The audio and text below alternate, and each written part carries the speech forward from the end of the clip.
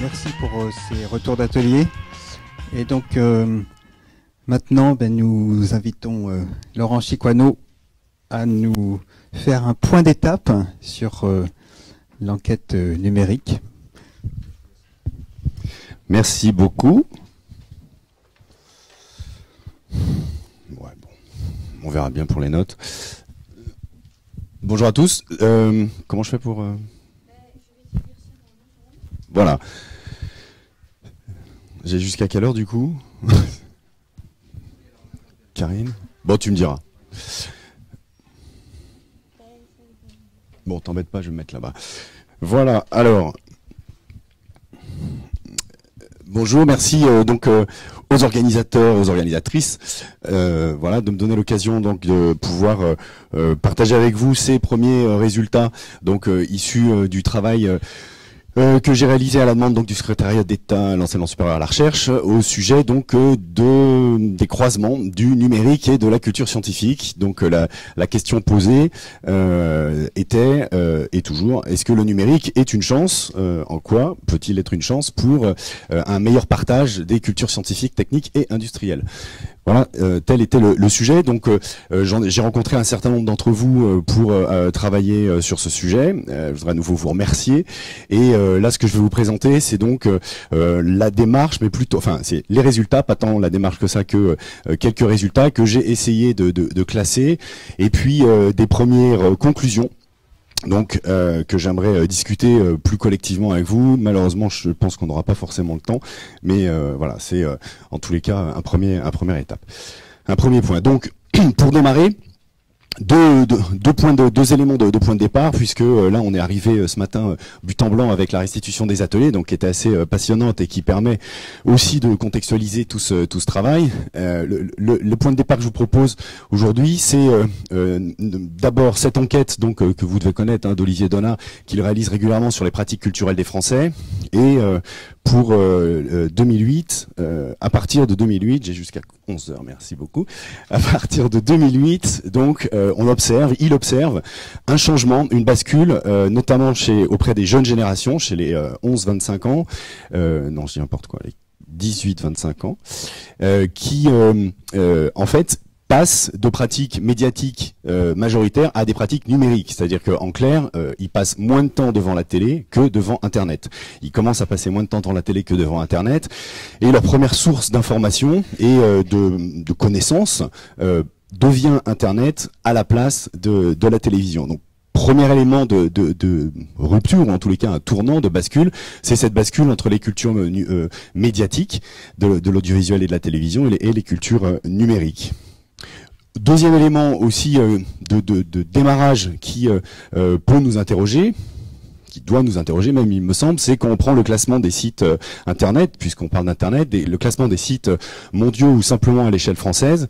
Et voilà donc ce classement qui date là de septembre 2014, qui est fait par Médiamétrie régulièrement, et donc on découvre que notamment Wikimedia Foundation, c'est-à-dire Wikipédia dont on a parlé ce matin, arrive en 5e position des sites les plus consultés en France, devant tous les sites de contenu et d'information, puisqu'on va considérer que Google, Microsoft, Facebook, Orange, quoique Orange a aussi un portail d'information, mais on est sur des sites des moteurs de recherche et des réseaux sociaux, et le premier site de contenu vraiment est Wikipédia, donc qui arrive en 5e position, devant même jeuxvideo.com, Allociné, tous les blogs d'Overblog, etc., donc qui sont classés ensuite. Donc un élément important qui montre, qui signe l'intérêt et en tous les cas qui confirme des pratiques d'information numérique justement et d'accès à la connaissance, puisque Wikipédia c'est vraiment l'accès à la connaissance, donc qui passe par Internet de manière extrêmement forte. À titre de comparaison, le site du ministère de l'Éducation nationale est en 24e position, France Télévisions ensuite, et Le Monde en 27e. Il y a Le Figaro qui arrive un peu avant en 16e position. Donc tout ça comme démarrage pour un peu nous interroger sur le rapport donc de numérique culture scientifique étant entendu comme le partage des savoirs, le partage des connaissances. Donc ça nous questionne. Alors si on s'interroge évidemment, parce que au long de cette étude, j'ai eu pas mal de fois la question et on en a pas mal discuté, qu'est-ce que le numérique ? Comment peut-on définir le numérique, puisque c'est vrai que c'est un mot un peu vague. Là, je me suis inspiré, et je vous recommande ce petit bouquin de Milad Douei, donc qui est plutôt un humaniste, enfin un philosophe, qui a commis un petit livre qui s'appelle Qu'est-ce que le numérique, et il nous dit que c'est devenu en quelque sorte un mot ambivalent qui signifie à la fois une chose précise, c'est-à-dire que je vous ai parlé d'internet, on a parlé de Twitter, on peut parler de beaucoup de choses très précises, on peut définir des techniques et des usages très précis. Et en même temps, c'est des activités variées, donc c'est aussi du live tweet, c'est aussi des pratiques, c'est aussi en fait toute une série de choses qui ne sont pas simplement des sciences ou des techniques, mais qui sont des interactions, des interrelations, qui sont des rapports qu'on entretient les uns aux autres, avec nous-mêmes et également avec les objets, et également avec la transmission des savoirs, la transmission des connaissances. Et donc et Milad Douei propose d'utiliser le terme d'humanisme numérique pour finalement caractériser un état de la société qui est un état des rapports entre science et technologie dans la société qui ne pense pas comme les transhumanistes que la technologie va sauver l'homme ou qu'on va muter pour dépasser l'évolution naturelle, mais au contraire qu'on va co-construire un système, un écosystème avec les technologies. Donc c'est ce qu'il qualifie d'humanisme numérique et ça me paraît intéressant à la fois pour ne pas ni diaboliser ni mythifier le numérique qui est, vous avez compris, à la fois des dispositifs, hein, des techniques, des objets, mais aussi des pratiques, des usages, voire des modes de pensée. Alors, pour rentrer concrètement maintenant dans le vif du sujet, là, les quelques résultats que je vous présente, ils sont issus du questionnaire en ligne que j'avais fait passer à partir de début septembre. Et début septembre, oui, c'est ça, jusqu'à début octobre, pendant un mois, il y a eu 123 institutions qui ont répondu, 123 organismes qui ont répondu. Et donc ces chiffres, data visualisés suite au conseil de l'atelier d'hier, n'est-ce pas voilà, je vous présente ces chiffres. Donc un des résultats qui est apparu de manière assez massive, vous voyez 88%, c'est que 80% des acteurs, donc des répondants, hein, je ne veux pas parler au nom de tout le monde évidemment, mais en tous les cas des acteurs qui ont répondu, donc de culture scientifique, sont en attente, déclarent être en attente d'une clarification sur les enjeux du numérique pour la médiation culturelle des sciences. Donc on est bien dans cette interrogation et dans cette double échange entre d'un côté faire des pratiques, tester, expérimenter les pratiques et en même temps tenter de les réfléchir, de les penser, les questionner, les interroger pour simplement effectuer notre mission, qui n'est pas de vendre du numérique, encore une fois, mais bien de partager les savoirs et les connaissances. Alors, pour avancer là-dessus, je vous propose un état des lieux et des enjeux classés en cinq catégories. Cet état des lieux, il est issu, encore une fois, de cette enquête en ligne et également des tables rondes territoriales, c'est-à-dire des rencontres que j'ai organisées sur 5 régions, hein, dont Nantes, Pays de la Loire, également Midi-Pyrénées, Aquitaine, Rhône-Alpes et PACA. Donc voilà, alors première catégorie, je veux dire, alors évidemment tout ça c'est discutable, mais parce qu'il y a beaucoup de choses dans le numérique, donc c'est compliqué aussi de classer et d'y retrouver. Donc première catégorie, c'est le numérique déjà comme un objet lui-même de culture scientifique, c'est-à-dire que le numérique c'est aussi le sujet d'activités alors traditionnelles comme les expositions. Il y a des expositions, donc là j'ai vraiment pris rapidement 3 exemples d'expositions qui vont traiter des enjeux du numérique, qui vont traiter de la question du numérique, qu'est-ce que le numérique, à partir d'enjeux de culture technique, culture scientifique, culture industrielle, souvent en faisant l'histoire du numérique à partir de l'informatique, puisqu'en fait le numérique ne se réduit pas simplement au code ou à l'informatique. Donc des expositions, il y a également toute une dimension patrimoniale qui est importante à connaître, à valoriser, à diffuser. Donc là c'est la copie d'écran donc du site de la Mission nationale de sauvegarde du patrimoine scientifique et technique contemporain qui s'intéresse aussi et de plus en plus je dirais au référencement des machines informatiques, donc qui fait partie de cette culture numérique. Et puis c'est également des centres de recherche, des universités, dont INRIA qui a mis en place depuis maintenant plusieurs années des programmes de médiation culturelle scientifique assez importantes en direction du numérique, notamment dans cette idée de faire comprendre, faire apprendre même le numérique, donc faire apprendre le codage, puisque on va se retrouver de plus en plus avec cette problématique. Donc là, vous voyez 2 copies d'écran de sites de ressources, donc Pixies d'INRIA qui est destiné prioritairement aux enseignants qui travaillent, qui enseignent dans la nouvelle matière qui est sciences du numérique au lycée. Vous savez qu'il y a une nouvelle discipline qui a été optionnelle, qui a été mise en place, et puis également le site interstice.info que vous devez connaître, donc qui est un site de culture scientifique spécialisé sur le numérique, encore une fois le numérique en tant que sujet, en tant qu'objet de culture scientifique. Également, on nous a parlé beaucoup des coding goûtés, donc qui sont des opérations d'apprentissage du code pour les plus jeunes. Je sais qu'à Nantes, à la fin du mois, par exemple, il y a un coding goûter qui est organisé par la cantine, je crois. En tous les cas, c'est, si je me souviens bien, en tous les cas, c'est le réseau des cantines beaucoup qui porte les coding goûter, mais aussi d'autres associations. Également, INRIA s'investit, enfin des chercheurs d'INRIA s'investissent là-dedans. Et ça fonctionne beaucoup à partir de tous les logiciels éducatifs d'apprentissage du code qui sont publiés par le MIT, donc Scratch notamment, un des plus connus, qui permet dès l'âge de 6 ans de commencer à programmer, non pas en tapant des lignes de code, mais en assemblant différents éléments qui permettent comme ça de lancer des petits programmes. Voilà, donc une initiative qui me semble assez intéressante et qui n'est pas forcément très connectée avec les actions de culture scientifique. Ça, c'est un des points aussi qui ressort de toute cette analyse. Voilà, donc sur ce premier point, en matière de numérique comme un sujet, objet de culture scientifique. Là encore, je fais référence à Amilad Douei sur cette idée. Lui, mais beaucoup d'autres le disent, et je sais qu'il y a aussi controverses sur le fait que est-ce qu'il faut apprendre à coder à l'école, est-ce que ça doit rentrer dans les compétences. D'après lui, oui, c'est plus suffisant de savoir lire et de savoir écrire. Il faut maintenant d'autres savoirs et d'autres pédagogies. Je pense que ce terme est extrêmement important, d'autres pédagogies, des savoirs issus du numérique, de ses critères émergents et de ses repères propres. Bon, on va pas débattre de ça immédiatement, mais voilà, c'est cette idée aussi, peut-être que pour s'approprier la culture du numérique, il faut aussi comprendre ce qu'il y a derrière, et notamment la logique du codage. Alors, deuxième grande catégorie, c'est le numérique dans les expositions. Il y a beaucoup d'éléments qui sont ressortis aussi, c'est-à-dire qu'on vous interroge sur les pratiques numériques et la culture scientifique.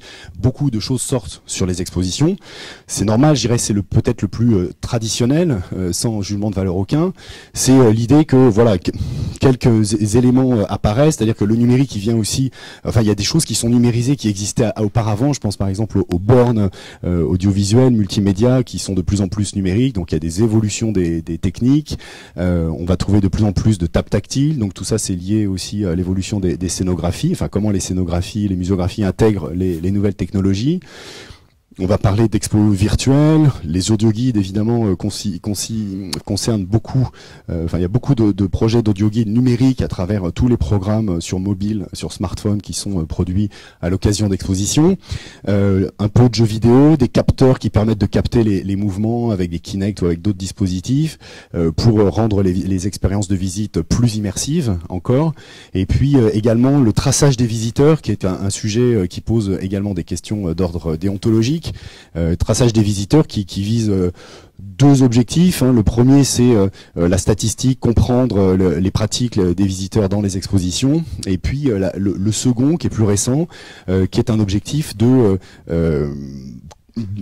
d'accroche du visiteur pour interagir de manière de profilage du visiteur pour interagir de manière plus précise, plus directe avec lui pendant l'exposition et parfois après l'exposition. C'est le projet de Visite Plus par exemple à la Cité des Sciences ou de Navinum à Cap Science qui permettent aussi d'interagir après la visite de l'exposition. Donc voilà quelques exemples au Muséum d'Histoire naturelle de Lille de tables interactives, également le bac à sable numérique de Sciences Animation. Donc là on est dans les tendances, je vais vite mais les tendances, je mets des petits mots clés comme ça des fois. Là on est vraiment dans cette idée aussi du tangible et du fait aussi, c'est important que le numérique il s'incarne pour être efficace et pour être efficace, et on l'observe de plus en plus dans les expositions. C'est de plus en plus un mix entre le réel et le virtuel et la mise en, je sais pas comment on peut dire, tangibilité d'objets qui deviennent des objets communicants et qu'on va utiliser dans des dispositifs. Une autre tendance, c'est la gamification ou la ludification des expositions, par exemple. Ça, c'est le projet Navinum de Cap Science. Alors, c'est pas très nouveau, je veux dire, la ludification, c'est aussi des choses qui existaient auparavant, mais avec le numérique, ça permet d'avoir ça permet de se réaliser de manière beaucoup plus forte. Et là encore, avant, pendant et après la visite de l'exposition. Alors tout à l'heure, il y aura, je crois, une communication vidéo avec Yves Armel d'Erasme. Donc, bon, vous le savez aussi, pour tout ce qui est l'innovation, la veille sur le numérique dans les expositions, le Muséolab d'Erasme à Lyon fait un travail assez remarquable, à la fois d'expérimentation et de documentation.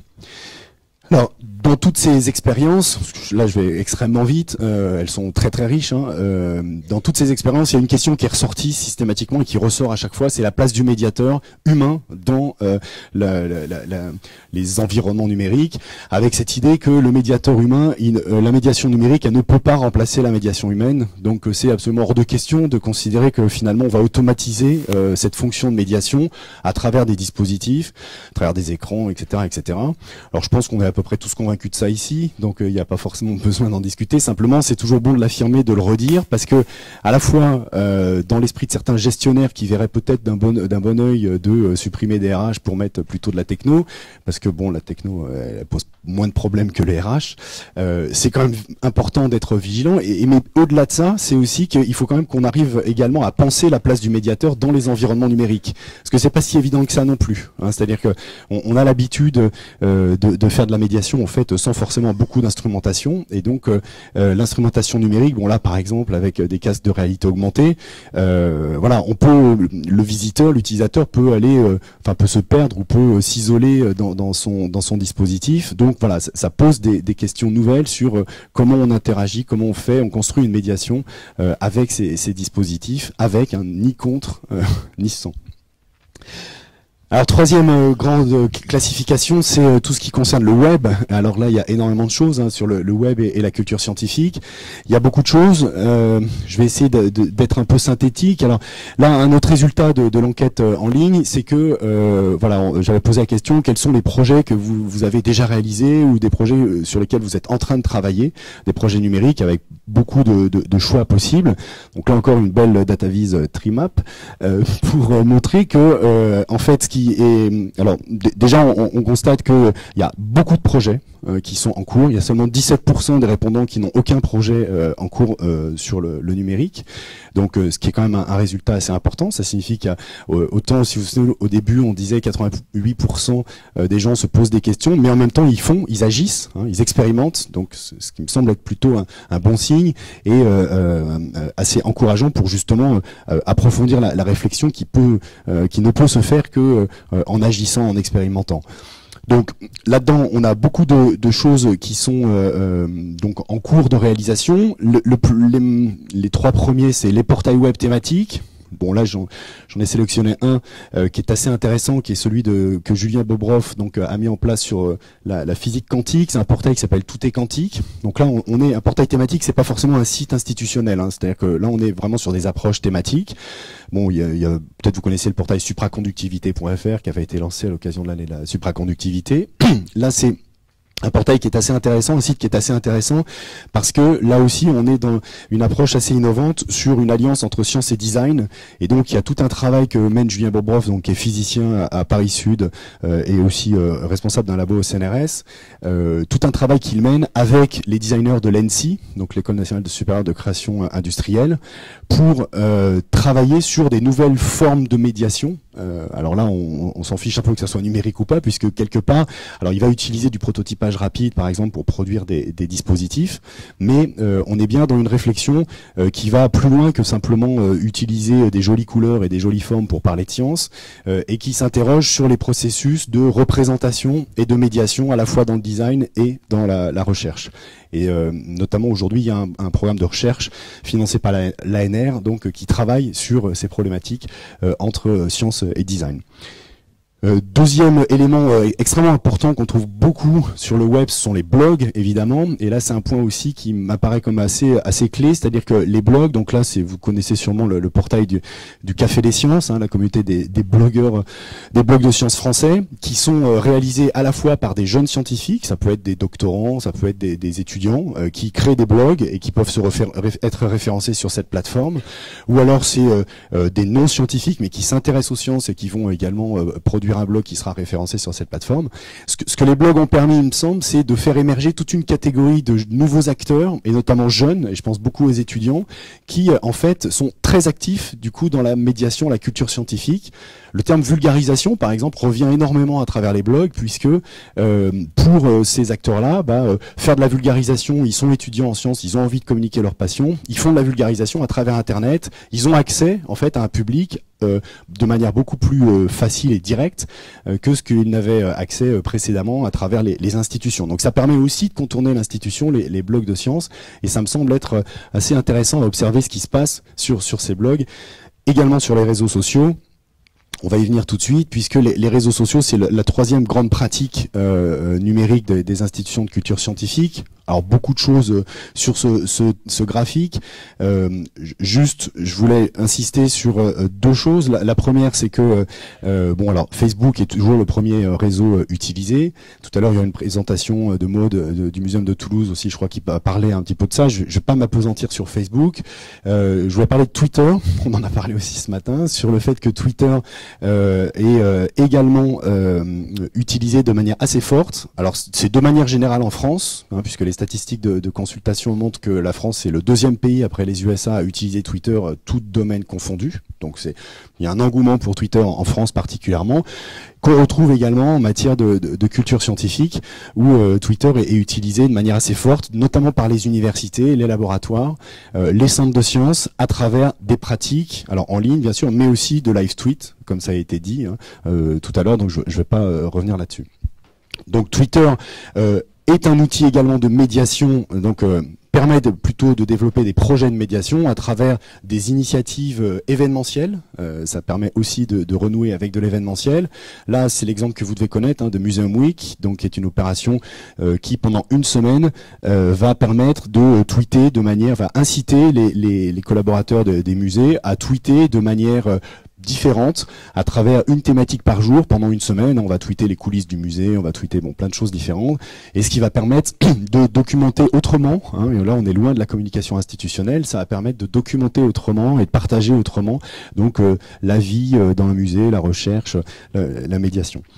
Il y a également des nouveaux projets qui sortent, comme il y a le hashtag En direct du labo, qui est un nouveau projet de collaboration sur Twitter qui permet aux doctorants de raconter leur vie dans le labo à travers ce hashtag en 140 caractères. Donc, ce qui donne des choses parfois assez amusantes et ce qui permet d'entretenir des relations et de rentrer en contact. Autre tendance qui nous pose question, je ne sais pas si c'est quelque chose qu'il faut absolument développer ou pas, mais en tous les cas, autre tendance qu'on peut observer, c'est la montée en puissance du crowdfunding, donc le financement participatif à travers différentes plateformes, pour faire face évidemment à la problématique de financement que nous rencontrons tous à différentes échelles, mais c'est complètement partagé, pour dire que ces projets peuvent donner lieu aussi, ce qui est intéressant dans le crowdfunding et ce qui poursuit la question des réseaux sociaux, c'est que ça crée des communautés d'intérêt autour de projets, et que ces communautés, on peut les emmener après au-delà de simplement d'avoir financé, on peut aussi créer des activités, des événements de médiation. Donc là, c'était un exemple de financement d'un petit livre d'illustration carnet glacé, donc proposé par une jeune glaciologue qui est au retour d'une mission avec une illustratrice pour enfants, et pour remercier les Kiss Bankers, donc les gens qui ont financé son projet sur KissKissBankBank, elle a organisé différentes visites de laboratoires de glaciologie, donc là c'est à Grenoble, et donc c'est aussi l'opportunité pour créer donc des opportunités et des moments de partage autour d'un projet spécifique. Donc l'intérêt du crowdfunding, c'est aussi bien de délimiter, de révéler en fait une communauté d'intérêt autour de ces sujets. Alors on a parlé, bonjour, on a parlé aussi ce matin de wiki, donc je voulais également le citer parce que bon, c'est le 5e site consulté en France. C'est aussi, même si on l'a vu tout à l'heure, c'est pas forcément évident de rentrer dans des dynamiques de wiki, et c'est pas non plus forcément la solution unique, bien sûr. Je voulais signaler ce projet que certains d'entre vous connaissent, qui a été initié par l'AMSTI aussi, de Wiki Cristallo à l'occasion de l'année de la cristallographie, où l'idée c'était de dire dire, plutôt que chacun documente de manière individuelle, l'idée c'est de créer des dynamiques collectives autour de wiki, de créer des ateliers en physique, en présentiel, de personnes sur des territoires qui vont venir enrichir les connaissances autour donc de différentes thématiques. Donc un prétexte pour mieux apprendre à partager l'information et à construire une information collective. Je signale aussi le Wiki des brouillards, donc depuis plusieurs années, qui fait un très bon travail également de documentation et de partage de ressources pédagogiques, éducatives autour de manips scientifiques. Quatrième, avant-dernière catégorie, donc la catégorie des serious games. Serious game, ce qu'on peut aussi classer citizen science. Alors, sciences participatives, bon, c'est une catégorie dont on pourrait parler toute la journée. Enfin, il faudrait en parler d'ailleurs assez longtemps.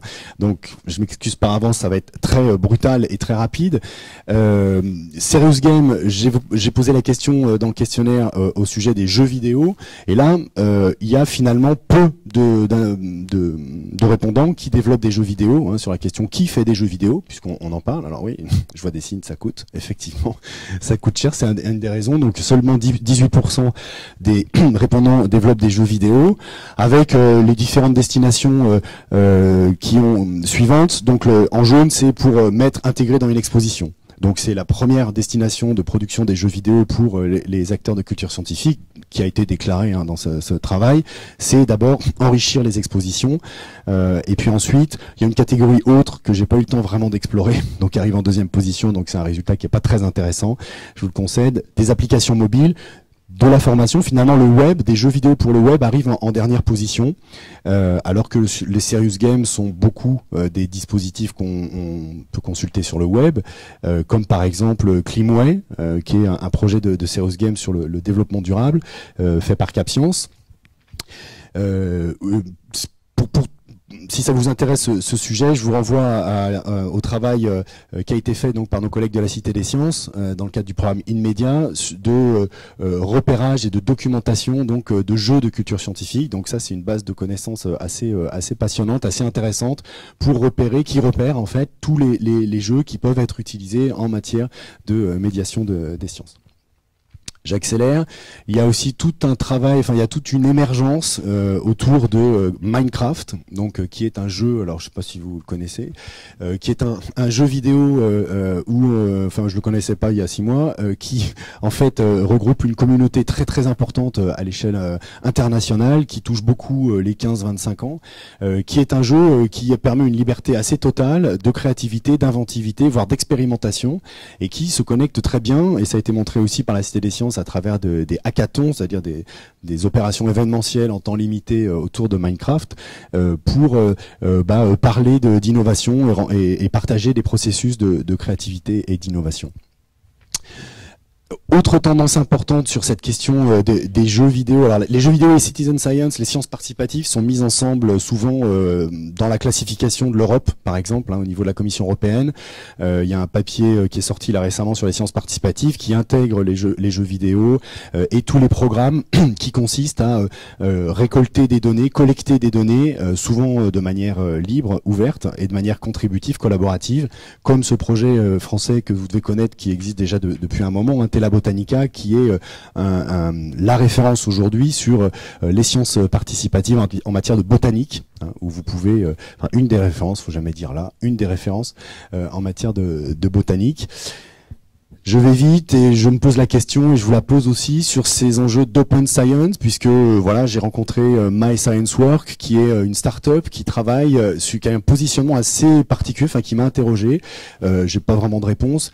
Leur pitch, c'est de libérer le maximum de publications scientifiques, y compris pour le grand public, en apportant des outils de documentation et d'interrogation de ces publications. C'est-à-dire qu'il s'agit pas du tout de confiner les publications scientifiques au monde scientifique, mais ils ont vraiment, j'ai rencontré les responsables de My Science Work, ils ont vraiment une ambition d'ouvrir au maximum à toute la population possible les publications scientifiques, sans les réécrire, c'est-à-dire qu'on n'est plus du tout dans le paradigme de la vulgarisation ou de la diffusion, mais beaucoup plus en outillant les utilisateurs, pour créer des glossaires, des index, pour que ce soit en fait fait de manière participative, contributive et pas du tout de manière top-down, enfin de haut en bas. Donc ça me paraît assez intéressant à signaler. Je sais qu'il y a une discussion avec l'AMSTI aussi en cours avec My Science Work. On ne sait pas encore trop, je sais pas vraiment où ça va. C'est intéressant aussi d'explorer ce chantier, mais ça touche à un point qui me paraît aussi important, qui est celui de l'open science. Et vous savez que dans le domaine de la recherche, la question de la publication et de la lutte, ou en tous les cas la réflexion contre le monopole des revues Science, Nature, etc. est un point extrêmement important, puisque de plus en plus de voix disent que c'est aussi une des façons de freiner la recherche, ou en tous les cas de l'orienter. Et donc voilà, tout ça, il me semble qu'en tant qu'acteur de médiation scientifique, c'est quelque chose qui doit nous interroger, qui doit nous parler et auquel on doit être confronté. Alors, je termine sur ce petit point, je termine sur ce point avec un dernier résultat de l'enquête également, un peu plus structurel. J'avais posé la question de y a-t-il un chargé de communication numérique dans vos établissements ? Et ce qui ressort, c'est qu'il y a 74% donc d'acteurs qui mettent en œuvre une communication numérique, donc c'est quand même très important. 3/4 des répondants ont clairement identifié une communication numérique. Ce poste, il est souvent sous la responsabilité du webmaster. Et la bonne nouvelle, il me semble, c'est que c'est un poste qui est souvent pérenne, puisque 71% des collègues qui s'occupent de communication numérique sont en CDI. Donc c'est un élément structurant. Alors ceux qui ne le sont pas, c'est aussi un argument pour... Mais voilà, c'est un élément qui me paraît structurant, c'est-à-dire que ça apporte de la stabilité et de la pérennité, et ça va permettre de pouvoir développer. Alors dernier élément dans cet état des lieux un peu fastidieux peut-être, c'est également que le numérique s'incarne également dans de nouveaux lieux, et que il y a une forte tendance à l'émergence de nouveaux lieux culturels numériques, culture scientifique, alors qui se labellisent pas eux-mêmes forcément comme des espaces de culture scientifique. Il y a Thomas de la Paillasse qui est arrivé, donc voilà, on pourrait lui poser la question comment il définit son lieu. J'ai pas entendu que c'était comme un lieu de culture scientifique, et pourtant on en fait dedans. C'est également les Fab Labs. On en a aussi un petit peu parlé ce matin. Alors je vais pas ouvrir le débat, mais le Fab Lab est un lieu. Alors on a dit que c'était aussi une documentation partagée, je crois tout à l'heure. Il y a eu une intervention là-dessus qui était assez intéressante. C'est vrai que le Fab Lab, c'est pas tout sauf des machines, mais c'est loin d'être que des machines, et c'est beaucoup plus derrière des réseaux, du partage, une attitude, des collaborations, des projets collaboratifs. On discute de commons, on discute d'open source évidemment dans des Fab Labs. Donc on est bien au-delà de la seule maîtrise technique de machines, de prototypage rapide ou de découpe à commande numérique. Également, autres lieux qui sont en phase d'émergence et qui interrogent la culture scientifique, qui sont pas forcément au cœur de la culture scientifique, mais qui l'interrogent et qui dialoguent avec elle, c'est les Living Labs, qui sont regroupés en Europe à travers le réseau Enol. Les Living Labs qui s'ouvrent, qu'on travaille dans le cadre du programme InMedia par exemple, qu'on travaille de manière assez précise, comme au Carrefour numérique à la Cité des Sciences et de l'Industrie par exemple, où il y a Fab Lab, Living Lab, mais comme on a aussi à la Casemate, comme on a aussi à Sciences Animation. Et j'ai également mis un nouveau lieu que je ne connais pas encore, mais qui me paraît intéressant dans tout ce que je lis et que je discute avec, c'est le Proto 204, qui est un espace de innovation, créativité, qui est à Paris-Saclay, donc sur le plateau de Saclay, et qui en fait est un espace d'accueil des projets étudiants, des projets à la fois d'entrepreneuriat et des projets également culturels ou des projets de développement. Et ça me paraît intéressant de faire ce lien, cette articulation entre la créativité pour la culture, pour la science, pour l'entreprise. Dernier point par rapport à ces lieux, et encore une fois, pardon d'aller aussi vite, mais c'est des tendances fortes d'événementialisation aussi de cette culture numérique dans des lieux. Donc là, c'est le hackathon qui s'est déroulé il y a pas longtemps à Nantes, Muséomix, qui s'est déroulé à Nantes et qui aussi ailleurs en France. Donc Muséomix qui a un effet à la fois structurant sur les équipes et sur la réflexion des équipes, et qui produit des prototypes, des dispositifs qui sont autant de propositions à évaluer par le public et par les professionnels. On pourrait aussi citer les Game Jam, donc qui sont aussi des hackathons, des moments où on se réunit pour faire des jeux vidéo temps limité. Hein. À chaque fois, l'idée c'est de mettre une contrainte de temps, de faire travailler les gens par équipe, avec des équipes pluridisciplinaires où ils ne se connaissent pas forcément, ils ont chacun des compétences différentes sur une thématique qui est lancée et qui finalement n'est pas forcément le principal dans le dispositif. Le principal étant plutôt la collaboration, la co-création, l'apprentissage d'une culture de l'innovation. Alors voilà. Pour terminer, donc les thèmes urgents, j'avais posé la question, quels sont les thèmes d'après vous urgents à traiter? Et on a eu ce résultat flat, où finalement tout est urgent ou rien n'est urgent, j'en sais rien, je sais pas comment l'interpréter. Mais voilà, il n'y a pas grand-chose qui sort. Les différences de couleur entre les bâtonnets, c'est en fait lié au statut des acteurs. Hein, c'est-à-dire les centres de sciences sont en jaune, les associations d'éducation populaire en bleu marine, les universités en gris et les musées en gris foncé. Et le bleu clair, c'est pour tous acteurs confondus. Voilà, donc il y a 5 thèmes: l'ouverture et la libre partage des données, la fabrication numérique, les réseaux sociaux, la data visualisation, les hackathons. Bon, finalement, tout apparaît comme important à traiter. Donc, ce qui corrobore encore une fois l'info de départ que 88% d'entre nous, on se pose la question sur les enjeux. Enfin, ça traduit ça aussi, c'est-à-dire qu'aujourd'hui, on n'est pas complètement de l'autre côté du gué. Hein, on est vraiment en expérimentation et en réflexion. Et ça me semble intéressant justement de le partager et de le faire collectivement. Et donc pour terminer, je vous propose donc 5 chantiers qui y sont issus. Je sais pas du tout quelle heure il est. Ça va? Je vois Marie qui est un peu inquiète. C'est bon? Ah, bonjour Guillaume. Ouais, bah, t'auras 5 minutes aussi. Pas de problème. Donc, je vais vite, là aussi. Donc, 5 chantiers qui sont... voilà, on m'avait demandé, le ministère m'a demandé de faire des recommandations. Donc, pour l'instant, c'est pas encore très bien formulé. Il y a encore une phase de maturation qui est nécessaire et de discussion. Le premier d'entre eux, c'est, il me semble, alors mieux comprendre et maîtriser la culture scientifique, la culture numérique, puisque quand même dans les déclarations des différents acteurs, il y a beaucoup de demandes de formation qui ont émergé, beaucoup de demandes de partage de bonnes expériences, de partage de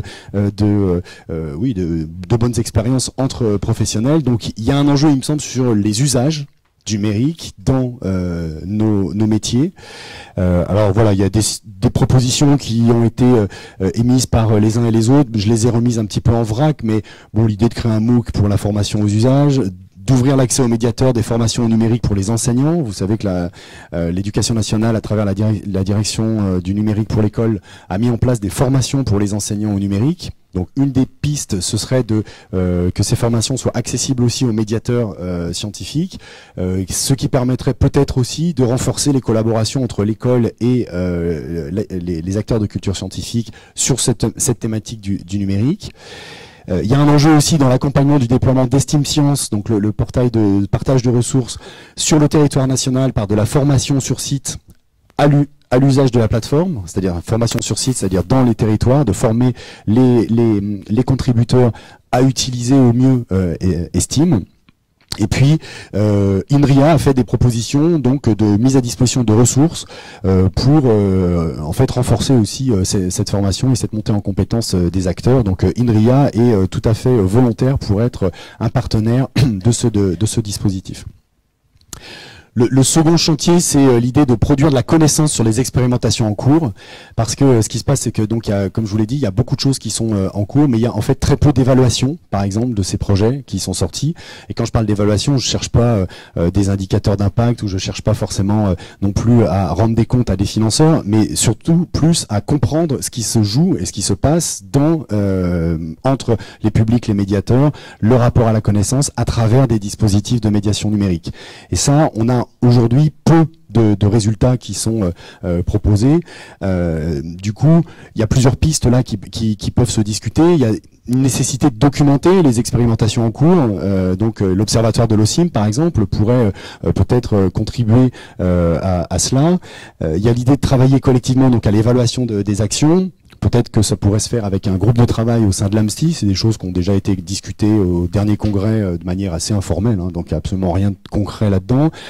Il y a aussi une incitation à avoir en direction des chercheurs universitaires à s'intéresser au terrain d'études que représentent les actions de CSTI numérique, puisqu'en fait tout ce qu'on développe c'est des expérimentations et c'est des terrains potentiels hein, pour des chercheurs, qui soient des chercheurs en sciences infocom, en sciences de l'éducation, mais aussi des chercheurs en physique, hein, puisque pour reparler parlé de lui, Julien Bobroff par exemple, travaille aussi sur, en tant que physicien, à mieux comprendre comment les connaissances peuvent être transmises et partagées à travers ces dispositifs. Il y a une question sur la veille, de développer les pratiques de veille, où là aussi peut-être qu'il y aurait un intérêt de mutualiser des pratiques, alors via l'AMSTI, pourquoi pas, ou via le CIM, qui réalise également une veille importante. Et puis il y a aussi cette idée de publier en langue anglaise, alors c'est aussi encore un débat que je ne veux pas ouvrir maintenant, mais publier en langue anglaise avec pour cette nécessité d'exister dans les réseaux professionnels internationaux. C'est-à-dire que là il y a quand même un enjeu, c'est-à-dire le numérique et la culture scientifique, il n'y a pas que les Français qui se posent la question évidemment, c'est un sujet qui se discute beaucoup à l'échelle européenne et à l'échelle internationale, et en fait on pourrait aussi se nourrir de manière très forte de ce qui se fait à l'étranger, et on pourrait alimenter également la réflexion collective.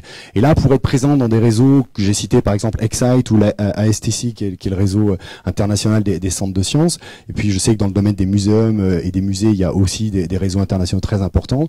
Il y a une nécessité, il me semble importante, de pouvoir contribuer, publier, témoigner également en anglais pour être lu et pour exister sur cette scène internationale. Troisième chantier qui est aussi qui a émergé aussi assez fortement, c'était cette idée de l'open source, des wikis, des formats ouverts, c'est-à-dire d'être plus en interaction et de mieux utiliser les formats ouverts afin de aussi peut-être aller vers de nouveaux modèles économiques, puisqu'en fait on est beaucoup sur des modèles économiques propriétaires de l'information, propriétaires des données. Là l'idée c'est au contraire de basculer dans un nouveau modèle économique, puisqu'on voit que les usages sont déjà en avant par rapport aux producteurs sur l'utilisation de ces données et les consultations. Donc ça pourrait passer par un partenariat avec Wikimedia France. Il y a un enjeu aussi sur la présence des Fab Labs francophones sur le web, parce que quand on s'intéresse aux Fab Labs, on trouve beaucoup de choses en anglais, de plus en plus en espagnol. En fait, on trouve quand même peu de choses en français. Et là, il y a un enjeu, non pas que chacun dans son coin publie son site en français, mais peut-être d'avoir une action collective et à l'échelle de la francophonie, pas simplement de la France, mais de la francophonie, puisque notamment, on a de plus en plus de collègues et de relations avec des Fab Labs en Afrique noire, par exemple francophones, qui sont très intéressés par ce type aussi de perspective. Et puis, il y a enfin tout un enjeu dans ce sujet open source sur l'open data, sur l'open access, et donc peut-être qu'une proposition qu'on pourrait faire, c'est lancer une initiative nationale sur Big Data, DataVis pour l'éducation et la culture. Alors c'est très pompeux quand c'est dit comme ça, je sais pas trop ce qu'il faut mettre dedans non plus encore précisément, mais il y a quand même l'idée d'attirer l'attention là-dessus et d'essayer d'être proactif sur ce sujet et pas simplement réactif, et finalement de consommer ce que Google va nous apporter, parce que voilà, Google est en train de le faire de manière gigantesque. Et donc on a vu ce matin un petit peu les enjeux aussi en termes éducatifs, en termes de médiation, de compréhension, d'appropriation des savoirs que la data visualisation porte. Et d'un autre côté, en termes de citoyenneté, on l'a pas beaucoup évoqué, mais cet enjeu de libération des données et de savoir comment les utiliser est important. L'exemple là qui était cité sur tel bonbon, finalement, faudrait mieux pas le consommer par rapport à un autre. C'est déjà une approche citoyenne, puisque là, c'est pas un expert qui nous l'a dit, mais c'est à travers un travail sur les données, sur les datas, que collectivement, un groupe de non-experts a réussi à le produire. Donc ça, c'est des choses qui, je pense, sont quand même assez importantes. Quatrième chantier. Et vraiment, il y a trop de texte sur ces slides. Quatrième chantier, ce serait reconnaître et valoriser le rôle des universités et des étudiants dans la CSTI. Ça, c'est un sujet, alors c'est un peu un serpent de mer, mais je pense que c'est ressorti de tout ce travail aussi que, je l'ai déjà dit, mais les universités et particulièrement les étudiants, parce que quand on parle d'université, on parle souvent d'enseignants-chercheurs, mais on oublie le troisième larron de l'université qui est quand même l'étudiant, sinon il n'y aurait pas d'université. Donc, on oublie quand même un peu trop souvent l'étudiant qui a un rôle, les étudiants ont un rôle, jouent un rôle dans ce partage des connaissances, ce partage des savoirs. C'est pas encore une fois un rôle très institutionnel. Je dis pas qu'il faut tout institutionnaliser, loin de là, mais peut-être qu'il faut le promouvoir, le reconnaître aussi à travers, par exemple, des attributions de crédits de CTS, c'est-à-dire de notes, simplement, qui pourraient compter dans les cursus. Reconnaître et valoriser ces initiatives étudiantes, tout comme il y a toujours un enjeu de reconnaissance et de valorisation des initiatives des enseignants, des enseignants-chercheurs, qui sont souvent pas suffisamment reconnus pour les prises d'initiative qu'ils ont dans ce domaine. Et une autre idée, c'est de croiser les démarches d'entrepreneuriat et de médiation scientifique.